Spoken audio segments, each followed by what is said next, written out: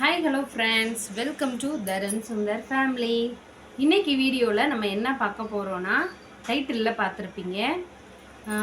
இப்போ வந்து சங்கீதா வினோத் வந்து யூடியூப் சேனல் ஆரம்பித்து 2 வருஷத்தில் புது வீடு, புது காரு, அவங்க போடுற சேனலில் போடுற பார்த்தாலே உங்களுக்கு தெரியும். சோபா செட்டு என்ன, அது 1,00,000 ரூபாய் மதிப்புள்ளதுன்னு போடுறாங்க. அடுத்து வந்து பார்த்திங்கன்னா கலர் டிவி நேற்று வாங்கியிருக்காங்க, அவ்வளோ பெரிய எல்இடி டிவி. இதெல்லாம் வந்து சும்மா கிடைக்குமானா சும்மா கிடைக்காது. இப்போ வந்து யூடியூப்பில் வீடியோ போடுறாங்க, சம்பாதிக்கிறாங்க நீங்கள் நினைக்கலாம். ஆனால் அதுக்கு பின்னாடி எவ்வளோ கஷ்டப்பட்டு சில அப்ஸ் அண்ட் டவுன்ஸ் எல்லாம் தாண்டி அவங்க வந்திருப்பாங்கங்கிறது அவங்களுக்கு மட்டும்தான் தெரியும்.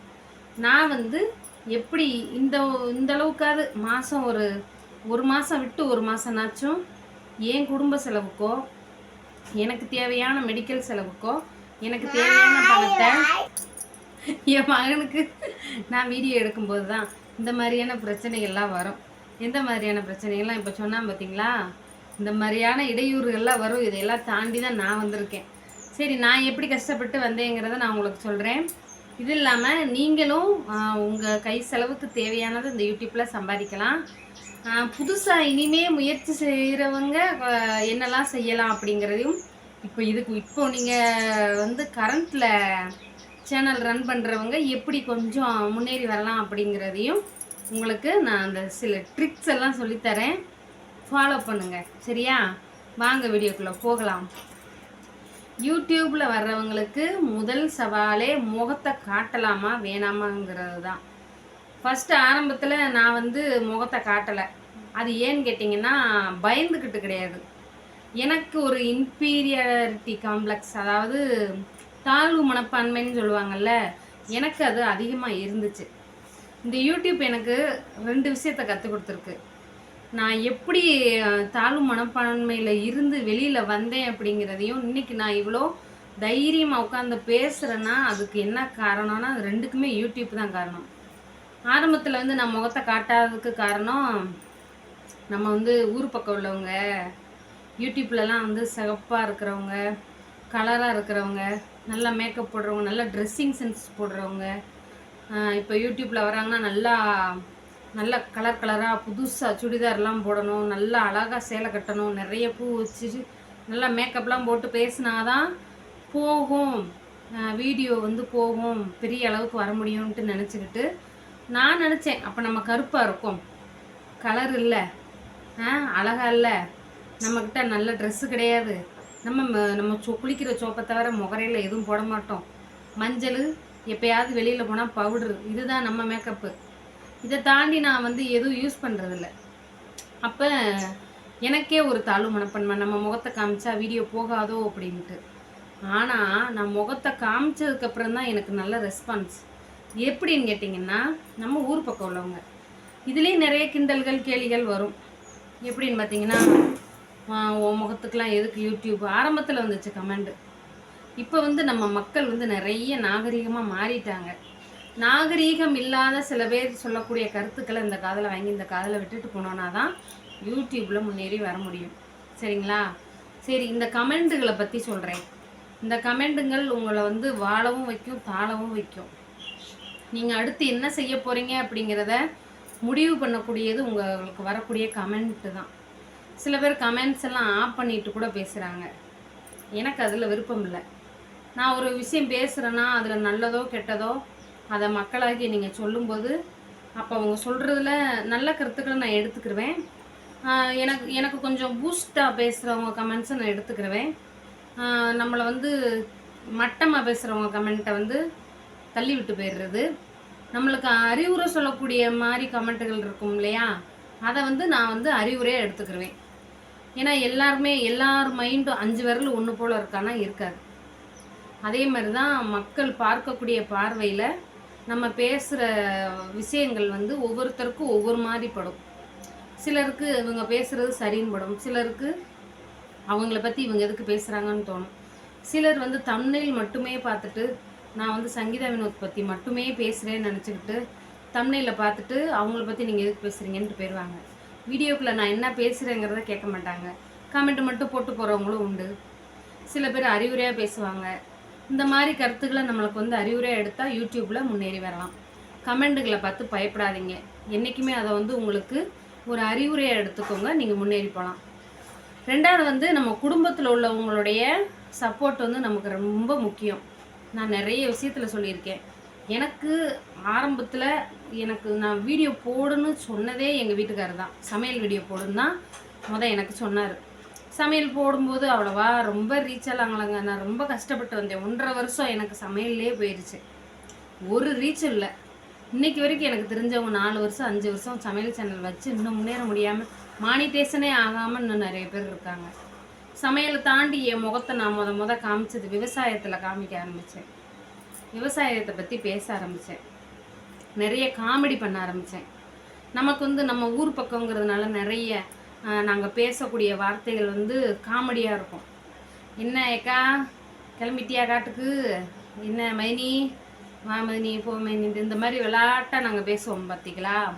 அதை அப்படியே நான் யூடியூப்பில் பேச ஆரம்பித்தேன். எனக்கு நல்ல ஒரு ரெஸ்பான்ஸ் கிடச்சிச்சு. நாங்கள் எங்கள் ஊரில் என்ன செய்வோமோ எங்கள் வாழ்க்கை நிறைய பேர் எந்த ஊருன்னு கேட்டீங்க. நான் பிறந்த ஊர் வந்து தூத்துக்குடி மாவட்டம் விளாத்திகுளம்ன்ற ஊர் பக்கத்தில் புதூர். கல்யாணம் முடிஞ்சு கும்பகோணம் வந்துட்டேன். கும்பகோணம் வந்து 9 வருஷம் ஆகுது. நிறைய பேர் தெரியும், தெரியாதவங்க தெரிஞ்சுக்கோங்க. எங்கள் ஊர் பாசையில் தான் நான் பேசுவேன். கும்பகோணத்தில் இன்னும் இந்த கும்பகோணம் பாசைன்னு எனக்கு வரலைங்க. அந்த அண்டம்பாங்க இந்த அண்டம்பாங்க. ஆனால் நம்ம மோஸ்ட்லி நம்ம ஊர் பக்கம் உள்ளவங்க நிறைய பேர் இங்கே இருக்காங்க. அதனால எனக்கு கொஞ்சம் அந்த நம்ம ஊர் பாசை அப்படியே தான் இருக்குது, இன்னும் போகலை. நான் பேசக்கூடியதெல்லாம் பிடிச்சி போய் நிறைய பேர் எனக்கு சப்ஸ்கிரைப் பண்ண ஆரம்பித்தாங்க. ஒரே ஷார்ட்ஸில் எனக்கு 45,000 பேர் சப்ஸ்கிரைப் பண்ணாங்க. ஒரே ஷார்ட்ஸில். உங்களாலேயும் முடியும், நீங்களும் தெரிஞ்சுக்கோங்க. அப்போ ஏன் நீங்கள் சங்கீதா வினோத் மாதிரி இன்னும் நீங்கள் ஏன் வீடு கட்டலை, நீங்கள் இன்னும் ஏன் கார் வாங்கலை அப்படின்னு கேட்கலாம். நான் சொன்னேன் பார்த்தீங்களா, ஹஸ்பண்டோடைய சப்போர்ட் வேணும் அப்படின்ட்டு. இப்போ சங்கீதா அவங்களுக்கு வந்து அவங்க வீட்டில் உள்ள எல்லாருமே சப்போர்ட்டு. வீட்டில் ஃபேமிலியாக வீடியோ போடுறாங்க. மாமியார் கொழுந்தனார் எல்லோரும் இருந்தாங்க அவங்க ஆரம்பத்தில். அந்த ஒரு முன்னேறி வரும்போது எனக்கு எங்கள் வீட்டில் நான் எங்கள் வீட்டுக்காரர் என் 2 பிள்ளைகளை தவிர யாருமே இல்லை சேனல் ஆரம்பிக்கும்போது. அப்புறம் நான் ஃபேஸ் காட்டி ஆரம்பிக்கும்போது என் வீட்டுக்காரருக்கு கொஞ்சம் பிடிக்கல. லைவ்லாம் போட ஆரம்பித்தேன்.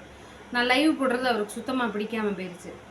ஏன்னா அந்த பேட் கமெண்ட்ஸ் எல்லாம் வரும் இல்லையா, அந்த பேட் கமெண்ட் எல்லாம் பார்க்கும்போது நம்ம வந்து நம்ம என்னதான் நம்ம நேர்மையாக நம்ம ஒழுக்கமாக உட்காந்து பேசினாலும் லைவில் வரக்கூடியவங்க எவ்வளவோ பேர் நல்லவங்களும் வருவாங்க, கெட்டவங்களும் வருவாங்க. நல்லவங்களை நம்ம ஒன்றும் நம்ம ஏற்றுக்கலாம். ஆனால் அந்த கெட்டவங்க கமெண்ட் பேட் கமெண்ட் போடுறாங்க பார்த்தீங்களா நாகரிகமாக, அதை வந்து எங்கள் வீட்டில் உள்ளவங்களோ எங்கள் வீட்டுக்காருக்கு தெரிஞ்சவங்களோ பார்க்கும்போது ஏன் உங்கள் வீட்டுக்காரம்மா அப்படி உட்காந்து பேசுது, அதான் பேட் கமெண்ட் வருது, அசிங்கமாக வருது, இப்படி நமக்கு இந்த காசு தேவையா அப்படின்ட்டு அவங்கள வந்து டைவெர்ட் பண்ணுவோம். அந்த கோவத்தை அவங்க என்ன செய்வாங்க, அது அவங்களுக்கு மனசு கஷ்டமாக இருக்கும். நம்மக்கிட்ட வந்து நீ இனிமேல் லைவ் போடக்கூடாது, நீ இனிமேல் இந்த மாதிரி ஷார்ட்ஸ் போடு வீடியோ போடு லைவ் போடக்கூடாதுன்ட்டாங்க. நான் வந்து ரொம்ப நெருக்கி வந்துட்டேன், மானிட்டேஷனுக்கு நெருக்கி வந்துட்டேன். ஏன்னா நான் சமையல் வீடியோ தான் போட்டுக்கிட்டு இருக்கேன். இப்போ லைவும் ஷார்ட்ஸ் மட்டும்தான் முகத்தை காமிச்சு போட்டுக்கிட்டு இருக்கேன். அப்போ எனக்கு புரியலை என்ன செய்யணும் அப்படிங்கிறது தெரியல. ஃபேமிலியாக எடுத்து போட்டாலும் நான் போடுறது போகலை. இப்போ நான் லைவ் போடும்போது நல்ல ரெஸ்பான்ஸ் இருந்துச்சு. ஷார்ட்ஸ் போடும்போது நல்ல ஆடியன்ஸ் எனக்கு வந்து கிடச்சாங்க. 1 லட்சம் சப்ஸ்கிரைபர் வந்துமே எனக்கு சேனல் மானிட்டேஷன் ஆகலை. கரெக்டாக 1 லட்சம் சப்ஸ்கிரைபர் வந்து ஒரு வாரம் கழிச்சு தான் இந்த லைவ் மூலியமாக தான் எனக்கு சேனல் மானிட்டேஷன் ஆச்சு. இப்போ சேனல் மானிட்டேஷன் பண்ணியாச்சு. பண்ணதுக்கப்புறம் டாலர் கொண்டுட்டு வரணும் அப்படிங்கிற ஒரு நோக்கத்திலேயே நான் இருந்துட்டேன். அப்பயுமே லைவ் போடாத வைக்காதுன்னு எங்களுக்குள்ளே பிரச்சனை வந்துக்கிட்டே இருந்துச்சு. நான் யோசிச்சு பார்த்தேன், நம்ம குடும்பம் தான் முக்கியம். இந்த சேனல் வந்து எதுக்காக நம்ம ஆரம்பித்தோம், நம்ம பிள்ளைகளை ஒரு நல்ல பள்ளிக்கூடத்தில் படிக்க வைக்கலாம், நம்ம வீடு இப்படி இருக்குது, நம்ம வீடு கட்டலாம், நம்ம சந்தோஷமாக இருக்கலாம்னு நினச்சி தான் நான் யூடியூப்புக்குள்ளே வந்தேன். ஆனால் இந்த யூடியூபாலேயே நம்ம குடும்பம் வீணாக போயிடக்கூடாதுன்ட்டு லைவ் போடுறதை நிப்பாட்டிட்டேன். எங்கள் வீட்டுக்காருக்காக தான் நிப்பாட்டினேன். லைவ் போடுறதை நிப்பாட்டிட்டு, ஏன்னா நான் நல்லா போல்டாக பேசுவேன், இருந்தாலும் என் வீட்டுக்கார மனசு கஷ்டப்படக்கூடாதுங்கிறதுக்காக, நமக்கு குடும்பம் பிள்ளைங்க எல்லாம் இருக்குது, அவங்க தான் முக்கியங்கிறதுக்காக லைவ் போடுறதை வந்து நிப்பாட்டிட்டு மறுபடியும் வீடியோவில் என்னெல்லாம் பேசலான்ட்டு வீடியோவே போட ஆரம்பித்தேன். மோட்டிவேஷ்னலாக என் லைஃப்பில் நடந்ததை உட்காந்து பேசுவேன். நான் எப்படி இந்த போலீஸ்க்காக நான் எவ்வளோ கஷ்டப்பட்டேன், என் வாழ்க்கையில் நான் 12th இவ்வளோ மார்க் எடுத்து நம்ம ஏன் மேற்கொண்டு நான் படிக்கலை அப்படிங்கிறத பற்றி நான் நிறைய வீடியோக்கள் போட ஆரம்பித்தேன். அது நிறைய பேருக்கு பிடிச்சிருந்துச்சு. நிறைய பேர் விரும்பி பார்க்க ஆரம்பித்தாங்க. நான் அப்படியே பேசிக்கிட்டே வந்தேன். என்னோடய யூடியூப் சம்பளத்தை பற்றி நான் பேசினேன். இன்றைக்கி வரைக்கும் என் சேனலில் அதிகமாக வியூஸ் போன ஒரு லென்த் வீடியோ அதுதாங்க. 4,92,000 வியூஸ் போயிருக்கு. அந்த வீடியோ என்ன வீடியோன்னு பார்த்தீங்கன்னா, நான் ஃபஸ்ட் டைம் யூடியூப்பில் எவ்வளோ சம்பளம் வாங்கினேன், நான் எவ்வளோ கஷ்டப்பட்டு வந்தேன் அப்படிங்கிறத நான் சொன்னேன். அந்த ஒரு வீடியோ நல்லா எனக்கு ஒரு ரீச் கிடச்சிச்சு. இன்றைக்கி வரைக்கும் என் சேனலில் அந்த வீடியோ வியூஸ் போய்கிட்டு இருக்குது. அது வரைக்கும் எனக்கு ரொம்ப சந்தோஷம். அதுக்கு அந்த வீடியோ போட்டு 10 மாதம் ஆக போகுது. இன்னுமே அதுக்கு கமெண்ட் 10 மாதம் இருக்காது, 7-8 மாதம் இருக்கும். இன்னுமே அதுக்கு கமெண்ட்ஸுகள் வந்துக்கிட்டே இருக்குது. வாழ்த்துக்கள், சந்தோஷம், உங்களை ரொம்ப பிடிச்சிருக்கு அப்படின்ட்டு நிறைய யூடியூபர் சொல்லும்போது நமக்கு ரொம்ப சந்தோஷமாக இருக்கும். ஒருத்தருக்கு நம்ம முன்னோடியாக இருக்கோமே அப்படின்ட்டு. அப்படிங்கிற மாதிரி நான் முதல் வீடியோ அது போட்டேன். அது எனக்கு ரொம்ப ரீச் கிடச்சிச்சு. நான் அதுலேருந்து லென்த் வீடியோவில் மட்டுமே ஃபோக்கஸ் பண்ணேன். நிறைய பேர் ஒரு சின்ன அட்வைஸ் பண்ணிக்கிறேன். யூடியூப்னால குடும்பத்தை இழந்தவங்க நிறைய பேர் உண்டு. அதை யூடியூப்புங்கிறது எதுக்காக நம்ம உள்ளே வரோன்னா, இப்போ குழந்தைங்கள வச்சுருக்கோம், வேலைக்கு போக முடியாது. இப்போ நான் கன்சீவாக இருக்கேன், நான் வேலைக்கு போக முடியாது. இந்த மாதிரி சூழ்நிலையில் உள்ளவங்க பிள்ளைங்களையும் பார்த்துக்கிட்டு வீட்டில் பெரியவங்க வயசானவங்க யாராவது இருப்பாங்க, அவங்களையும் நீங்கள் பார்த்துக்கிட்டு பள்ளிக்கூடம் போயிட்டு வர்ற பிள்ளைகளை நீங்கள் கவனிக்கிற மாதிரி இருக்கும். இப்போ நம்ம வீட்டை விட்டு வெளியில் வேலைக்கு போக முடியாதுங்கிற பட்சத்தில் நம்ம யூடியூப்புக்குள்ளே வரோம். ஒரு பார்ட் டைம் ஜாப்பாக இருக்கட்டும், ஒருத்தவங்களுக்கு டெய்லரிங் தெரியும், பியூட்டிஷன், பூ கட்டுறது, என்னென்னமோ டிப்ஸ் எல்லாம் போடுறாங்க. வீட்டை க்ளீனாக வச்சுக்கிறது எப்படி, கணவன் மனைவி பிரச்சனைகள் வராமல் இருப்பது எப்படி, நிறைய கேட்டகரி இருக்குது. ஆன்மீகம், நிறைய அவங்களுக்கு தெரிஞ்சதை நிறைய யூடியூப்பில் போடுறாங்க. மருத்துவம், மெடிசன், டாக்டர், லொசுக்கு என்னென்ன வேணுமோ யூடியூப்பில் இருக்குது. பொண்ணு மாப்பிள்ளை குழந்தை பிறக்கிறத வரை எல்லாமே யூடியூப்பில் எல்லாமே கிடைக்குது. டைப் பண்ணிங்கன்னா கிடைக்குது நல்ல வார்த்தைகள். அந்த மாதிரி வரும்போது யூடியூப்னால பயனடைகிறது தப்பு இல்லை. நம்ம அது ஒரு தேவைக்காக தான் நம்ம யூடியூப்புக்குள்ளே வரோம். அதனால குடும்பத்தை இழந்தவங்க எனக்கு தெரிஞ்சு நிறைய பேர். தயவு செஞ்சு யூடியூப்புக்குள்ளே வர்றவங்க உங்கள் குடும்பத்தோட சப்போர்ட் இருந்தால் மட்டும் வந்தால் தான் ஜெயிக்க முடியும். குடும்பத்தோட சப்போர்ட் இல்லாமல் நம்ம ரொம்ப நாள் இதில் நிலைக்க முடியாது. நான் சம்பளம் வாங்கினேங்க. அந்த சம்பளம் வாங்கினதுக்கப்புறம் தான் எங்கள் வீட்டுக்காரு சரின்ட்டு நான் என்ன பேசினாலும் எனக்கு சப்போர்ட் பண்ண ஆரம்பித்தார். இன்னொன்று, நான் என்ன வேணால் பேசலாமான்னா கிடையாது.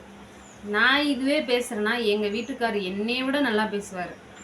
அவர் எனக்கு அட்வைஸ் பண்ணுவார். நான் பேசுகிற சில விஷயங்கள் யூடியூப்பில் தப்பாக போயிருமோ அப்படின்ட்டு, நீ இதை பேசுனா இது தப்பாயிரும், இதை போடாத அப்படிம்பார். நான் நிறைய வீடியோக்கள் போட்டு டெலீட் கூட பண்ணியிருக்கேன். அந்த திவ்யா கலர்ச்சியை பற்றி நான் பேசின ஒரு வீடியோ நல்லா நிறைய வியூஸ் போச்சு, நல்லா ரீச் கிடச்சிச்சு. ஆனால் எங்கள் வீட்டுக்காரர் சொன்ன விஷயம், நீ இது பேசி ஒருவேளை அவங்க நிரபராதி ஆகிட்டா உனக்கு அதை அசிங்கமாக போயிடும், அதனால் நீ அதை டெலீட் பண்ணுன்னு சொன்னதுனால நான் டெலீட் பண்ணிட்டேன். அவர் என்ன சொன்னாலும் நான் அது ஒரு அட்வைஸாக எடுத்துகிட்டு நான் கேட்டுக்கிடுவேன். அந்த மாதிரி தான் குடும்பத்துக்குள்ளே ஒரு அண்டர்ஸ்டாண்டிங் இருந்தால் மட்டும்தான் யூடியூப்பில் முன்னேறி வர முடியும். இன்றைக்குமே நான் நிறைய எங்கள் வீட்டுக்காரர் எனக்கு முழுக்க யூடியூப்பில் சப்போர்ட்டானா கிடையாது. இன்றைக்கி நான் நிறைய பார்த்திங்கன்னா எவ்வளவோ கஷ்டப்பட்டு நான் வேலை செய்வேன். அதை வீடியோ எடுங்கன்னா அவருக்கு வேலை இருக்கும், முடியாதுன்ட்டு போயிடுவார். இந்த மாதிரி சரி நம்ம உட்காந்து நமக்கு தெரிஞ்சதை பேசுவோம் அப்படின்ட்டு தான் இதில் யூடியூப்பில் உங்களுக்கு ஒரு அட்வைஸாக நான் பேசுகிறேன். இதை நல்ல விதமாக எடுத்துக்கிறவங்க எடுத்துக்கோங்க. இதில் நான் பேசுனதில் ஏதாவது உங்களுக்கு பிரச்சனை இருந்தாலும் கமெண்ட்டில் சொல்லுங்கள். இன்னொன்று, நான் என்ன ஆப் யூஸ் பண்ணுறேன்னு நிறைய பேர் கேட்டீங்க. இன்சாட் ஆப்புன்னு நான் யூஸ் பண்ணுறேன். ஃப்ரீ ஆப் தான். வாட்டர் மார்க்கு ஃப்ரீயாகவே இதில் எடுத்துக்கலாம். ஃப்ரீ ஆப் தான். இதை நான் யூஸ் பண்ணுறேன். தம்ப்நெயில் எப்படி யூஸ் பண்ணுறீங்கன்னு கேட்டீங்க. எல்லாமே நான் இன்சாட் ஆப்பில் தான் யூஸ் பண்ணுறேன். இந்த வீடியோ உங்களுக்கு பிடிச்சிருக்குன்னு நினைக்கிறேன். உங்களுக்கு ஒரு பூஸ்டப்பாக இருக்கும்னு நினைக்கிறேன். யூடியூப்பில் இப்படி தான் நான் சம்பாரித்து வந்தேன். நான் கஷ்டப்படும் போது என்னையை உயர்த்தி விடாத சொந்த பந்தங்கள் நிறைய பேர் இருக்காங்க. நான் யூடியூப்பில் வந்ததுக்கப்புறம் எனக்கு ஃபோன் பண்ணி பேசின சொந்த பந்தங்கள், ஃபோனில் பேசின ஃப்ரெண்ட்ஸுங்க நிறைய பேர் இருக்காங்க. யூடியூப்பில் வந்ததுக்கப்புறம் நம்மளை கேவலமாக பேசின சொந்தக்காரங்களும் இருக்காங்க, மட்டமாக பேசினவங்களும் இருக்காங்க. அவங்க முன்னாடி நம்ம அந்தளவுக்கு வந்ததே எனக்கு பெருசாக இருக்குது. இன்னும் நான் மேலே உயரத்துக்கு போகணும் அப்படின்னா இன்னும் நான் கஷ்டப்படணும். இன்னும் என் முயற்சிகள் நிறைய நான் இதில் கொடுக்கணும். என்னுடைய பெஸ்ட்டை நான் கொடுத்துக்கிட்டே இருப்பேன். எனக்கு முழுக்க சப்போர்ட் பண்ணுங்கள். இதே மாதிரி நிறைய யூடியூபர் மேலே வரணும். இந்த வீடியோ உங்களுக்கு ஒரு புத்துணர்ச்சியாக இருக்கும்னு நினைக்கிறேன். பிடிச்சிருந்தா மறக்காமல் லைக் பண்ணுங்கள், சப்ஸ்கிரைப் பண்ணுங்கள், சப்போர்ட் பண்ணுங்கள். டாட்டா பாய்.